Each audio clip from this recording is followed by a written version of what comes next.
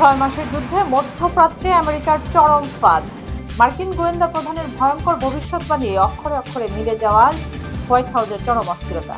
তবে কি বিনা এক্সিট স্ট্র্যাটেজিতেই আটকা পড়ল ট্রাম্প প্রশাসন? চরম কট্টরপন্থীদের উত্থানে পারমাণবিক অস্ত্রের দিকে ছুটছে ইরান। নৌ অবরোধের মধ্যেই অস্ত্র ও সেনা হারিয়ে চরম চাপে পেন্টাগন। তবুও কেন সরাসরি সামরিক হামলার হুঙ্কার দিচ্ছে মার্কিন প্রতিরক্ষা মন্ত্রী?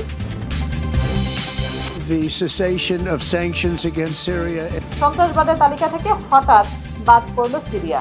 অন্যদিকে যুদ্ধ থামাতে ট্রাম্পের উপর চাপ বাড়াচ্ছে খোদ মিত্র দেশ ফ্রান্স ও সৌদি আরব। মধ্যপ্রাচ্যে কি তবে পাল্টে যাচ্ছে ভূ রাজনৈতিক সমীকরণ? আসসালামু আলাইকুম, রিয়েল নিউজ আপডেটে আপনাদের স্বাগত জানাচ্ছি আমি জিন্নাতুন নাহার।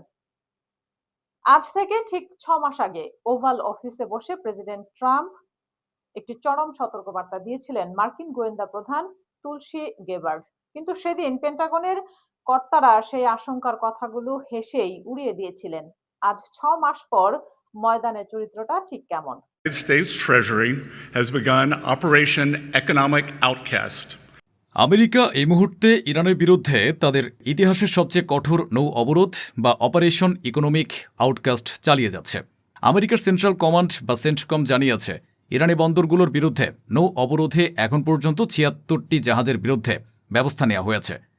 এর মধ্যে ২৪ আগস্ট পর্যন্ত ৭১টি জাহাজের গতিপথ পরিবর্তন করা হয়েছে।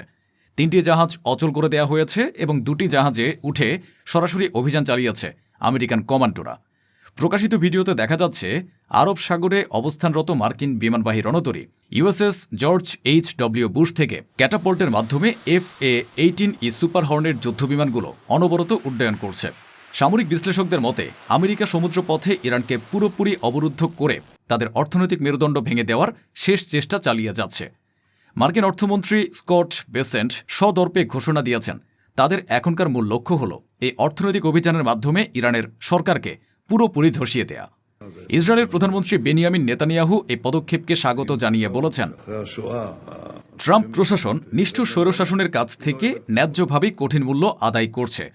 এমনকি মার্কিন প্রতিরক্ষামন্ত্রী পিট হেগসেথ সাংবাদিকদের এক প্রশ্নের জবাবে হুঙ্কার দিয়ে বলেছেন, সরাসরি সামরিক হামলা কোনোভাবেই স্থগিত করা হয়নি। ইরান বোকামি করে সীমা অতিক্রম করলে হরমুজ প্রণালী কিংবা ইরানের আশপাশের যে কোনো স্থানে সরাসরি আঘাত করবে আমেরিকা। পেন্টাগন আর হোয়াইট হাউসের এই হুঙ্কারের আড়ালেই লুকিয়ে আছে আমেরিকার সবচেয়ে বড় কৌশলগত ব্যর্থতা। ওয়াল স্ট্রিট জার্নালের ফাঁস করা রিপোর্ট বলছে এই সামরিক পেশি শক্তির আড়ালে আমেরিকা আসলে এক ভয়াবহ ফাঁদে আটকা পড়েছে। চলুন দেখে নেই পর্দার আড়ালে আসলে কি ঘটছে।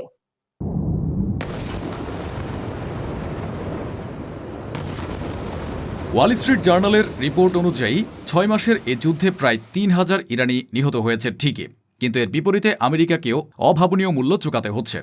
এখন পর্যন্ত ১৮ জন মার্কিন সেনা নিহত এবং ৭৫৬ জন আহত হয়েছেন। মধ্যপ্রাচ্যে মার্কিন সামরিক ঘাঁটিগুলো ব্যাপকভাবে ক্ষতিগ্রস্ত হয়েছে। সবচেয়ে বড় কথা, টানা যুদ্ধে মার্কিন বাহিনীর অস্ত্রের ভাণ্ডার এবং তেলের মজুত প্রায় তলানিতে এসে ঠেকেছে। খোদ মার্কিন সামরিক নেতারাই এখন স্বীকার করছেন যে এমনিতে চাপে থাকা মার্কিন বাহিনীর দীর্ঘমেয়াদী যুদ্ধ করার ক্ষমতা ব্যাপকভাবে কমে গেছে। আর ঠিক এখানে সামনে আসছে সবচেয়ে বড় কৌশলগত বিপদ। আমেরিকা ভেবেছিল এ যুদ্ধে ইরানের পতন হবে, কিন্তু তুলসী গেবার্ডের সতর্কবার্তার মতোই ইরান এখন পুরোপুরি ইসলামিক রেভলিউশনারি গার্ড কোর বা IRGC এর নিয়ন্ত্রণে। সবার উপরে বসে আছেন মোজতবা খামেনি এবং প্রতিটি গুরুত্বপূর্ণ নিরাপত্তা পদে বসানো হয়েছে চরম কট্টরপন্থীদের। সবচেয়ে ভয়াবহ খবরটি হল ইরানের পার্লামেন্টে এখন পারমাণবিক অস্ত্র বিস্তার রোধ চুক্তি বা NPT থেকে বেরিয়ে আসার জন্য আইনের খসড়া তৈরি করছে। অর্থাৎ আমেরিকার সামরিক চাপ ইরানকে দুর্বল করার বদলে একটি পারমাণবিক শক্তিধর রাষ্ট্রে পরিণত হওয়ার দিকেই ঠেলে দিচ্ছে। ইরান যদি সত্যি পারমাণবিক চুক্তি থেকে বেরিয়ে আসে তবে তা পুরো মধ্যপ্রাচ্যের সামরিক ভারসাম্য চিরতরে বদলা দেবে। অন্যদিকে তেহরানের প্রেসিডেন্ট দপ্তর থেকে আমেরিকাকে কড়া ভাষায় জানিয়ে দেওয়া হয়েছে নির্দেশ চাপিয়ে দেওয়া ও জবরদস্তির মাধ্যমে ইরানের সঙ্গে কথা বলা যাবে না। রাজনৈতিক ও নিরাপত্তা সহযোগিতার জন্য ইরান প্রস্তুত থাকলেও তা হতে হবে সমতার ভিত্তিতে।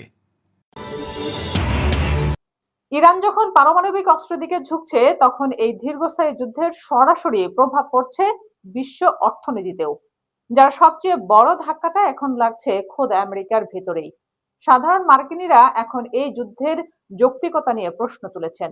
ঠিক কিভাবে পাল্টে যাচ্ছে আমেরিকার ভেতরের চিত্র? হরমুজ প্রণালী দিয়ে এখন যুদ্ধ শুরুর আগের তুলনায় মাত্র 5 ভাগের 1 ভাগ জাহাজ পার হচ্ছে। ফলে বিশ্বজুড়ে জ্বালানি বাজারে চরম অস্থিরতা তৈরি হয়েছে। এর প্রভাব সরাসরি গিয়ে পড়েছে আমেরিকার সাধারণ মানুষের পকেটে। আমেরিকায় গ্যাসের দাম আগের চেয়ে $1 বেড়ে গেছে। অথচ মার্কিন ভাইস প্রেসিডেন্ট জেডি ভ্যান্স যুদ্ধের শুরুতে ভিন্ন একটা পথে হাঁটার যুক্তি দিয়েছিলেন। তিনি ট্রাম্পকে বলেছিলেন, আলোচনার টেবিলে ইরান হয়তো তাদের পারমাণবিক কর্মসূচির ব্যাপারে ছাড় দিতে পারে, আর আলোচনা ব্যর্থ হলেও পরে হামলা চালানোর জন্য অন্তত একটি ভালো অজুহাত পাওয়া যাবে। কিন্তু পেন্টাগনের দ্রুত সমাধানের আশ্বাসে ভ্যান্সের সেই কূটনীতির যুক্তি তখন ধোপে টেকেনি। এর ফল হয়েছে রাজনৈতিকভাবে অত্যন্ত ভয়াবহ। মাত্র 6 সপ্তাহ আগেও দলের ভেতরে এক জরিপে দেখা গিয়েছিল প্রায় 80% আমেরিকান চায় যে কোনো শর্তেই যেন এই যুদ্ধটা থামানো হয়। আর এখন যুদ্ধের পক্ষে মানুষের সমর্থন এসে ঠেকেছে মাত্র 31%। সরকারের যুদ্ধের কৌশলটা কি তা কারো কাছে পরিষ্কার নয়।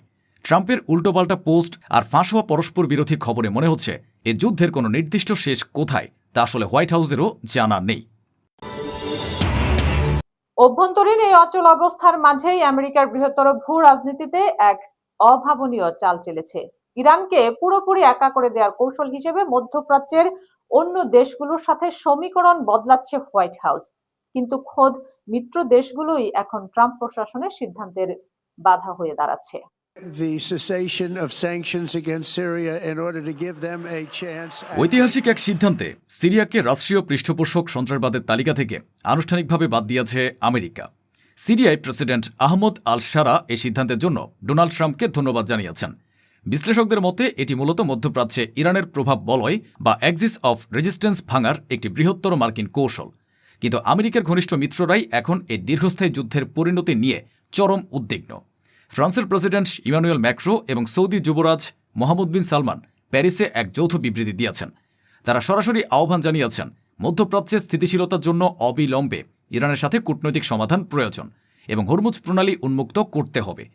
একই সাথে ফিলিস্তিন রাষ্ট্র গঠন এবং হামাসের নিরস্ত্রীকরণের বিষয়েও জোর দিয়েছেন তারা।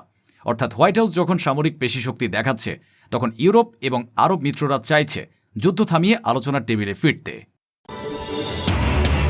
ভূ রাজনৈতিক এই উত্তেজনার ঢেউ শুধু মধ্যপ্রাচ্যে সীমাবদ্ধ নেই। পশ্চিমা বিশ্ব এখন বহুমুখী চাপের মুখে।